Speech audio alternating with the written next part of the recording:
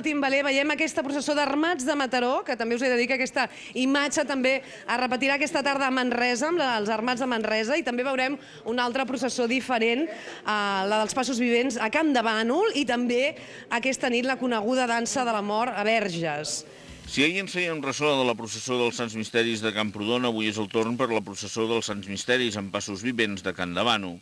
Un esdeveniment que se celebrarà per tercer any consecutiu després de 42 anys sense representar-se per iniciativa de l'Associació d'Amics de la Processó de la Setmana Santa de Can de Bànol.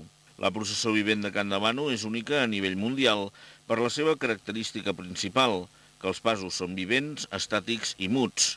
Una circumstància que, segons explica la història, ve de quan no hi havia suficient economia per comprar figures.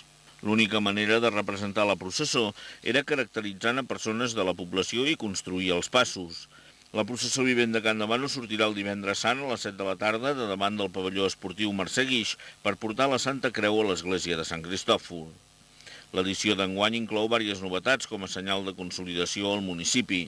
En primer lloc s'ha reformat el pas del davallament de la creu, incloent-hi un enllumenat que, a més d'il·luminar, desprèn calor perquè les persones que el formen no passin fred. Un segon canvi és l'augment del nombre de participants a la coral, que passarà a ser de 24 persones, tenint en compte que l'any passat eren només 8 cantaires. Però segurament el principal canvi i novetat de la processó vivent de Can de Bànol és que els 36 armats de la població sortiran també aquest dijous sants al vespre per anar a buscar el pendó a l'Ajuntament.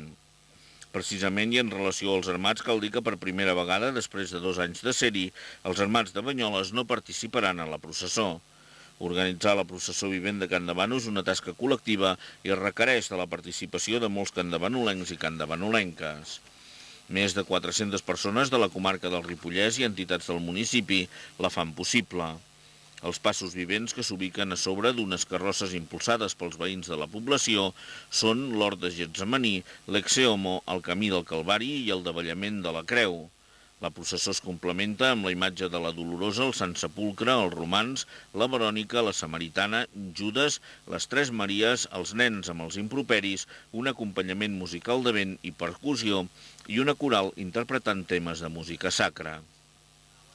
La població de Can de Bànol, amb motiu de la processó vivent, va rebre l'any passat més de 5.000 visitants, una xifra que espera repetir o augmentar enguany, tenint en compte que es tracta d'una representació històrica única a nivell mundial.